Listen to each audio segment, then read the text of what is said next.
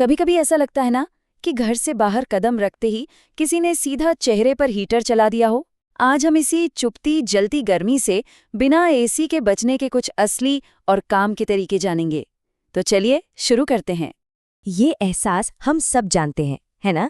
वो एक पल जब बाहर की दुनिया एक भट्ठी जैसी लगती है और दिमाग में सबसे पहला ख्याल यही आता है, काश काश एसी होता। लेकिन क्या एसी ही इसका एकमात्र जवाब है? देखिए, हर जगह एसी होना मुमकिन नहीं है, और सच तो ये भी है कि एसी पर पूरी तरह से निर्भर होकर हम शायद अपने शरीर की गर्मी को झेलने की जो कुदरती ताकत है ना, उसे और कमजोर कर रहे हैं।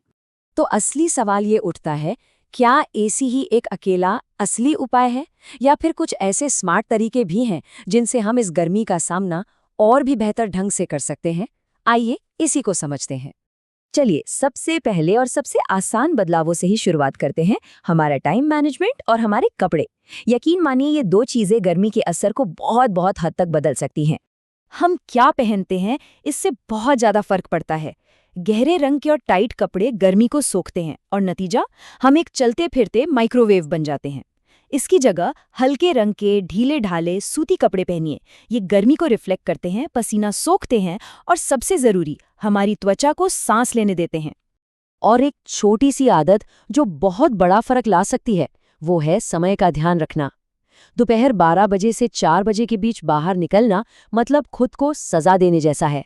हो सके तो अपने जरूरी काम या तो सुबह जल्दी निपटा लें या फिर शाम को करें। इससे हमारी एनर्जी भी बचेगी। ठीक है, तो बाहरी बदलावों के बाद अब बात करते हैं अंदर की तैयारी की। अपने शरीर को गर्मी से लड़ने के लिए अंदर से कैसे मजबूत बनाया जाए। गर्मी में सिर्फ पानी पीना ही काफी नहीं होता।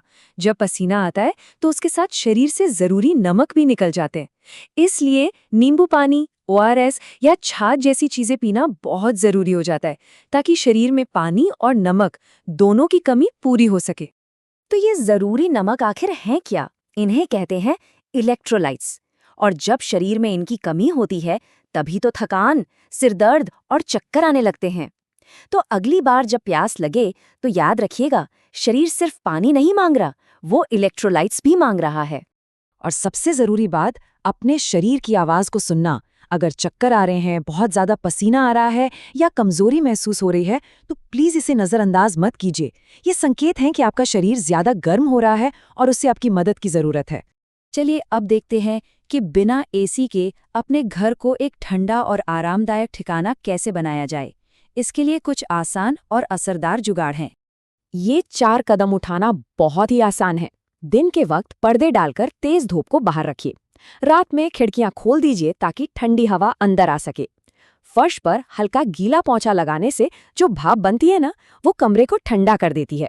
और हाँ, ये छोटा सा हैक, पंखे के सामने बर्फ का एक कटोरा रखना। आप हैरान हो जाएंगे कि ये कितना काम करता है। और अगर आपको तुरंत राहत चाहिए तो बस एक नॉर्मल टेम्परेचर के पानी से नहा लीजिए, या फिर सिर्फ अपने हाथ, पैर और चेहरा धोने से भी शरीर का तापमान फौरन कम हो जाता है। तो अब तक हमने जो भी तरीके देखे, वो हमें एक बड़े आइडिया की तरफ ले जाते हैं। गर्मी से लड़ने की कोशिश करने की बजाय उसके साथ तालमेल बिठाना सीखना ज्यादा जरूरी है। तो असल बात यह है कि गर्मी से लड़ा नहीं जाता, इसके साथ ढलना पड़ता है, अडैप्ट करना पड़ता है। स्मार्ट आदतें अपनाकर हम बिना एसी के भी काफी आराम से रह सकते हैं। तो आखिर में एक सवाल सोचना जरूरी है, क्या हमें गर्मी से डरना चाहिए या फिर इससे सीखकर खुद को और बेहतर तरीके से तैयार करना चाहिए? चुनाव हमारा अपना है।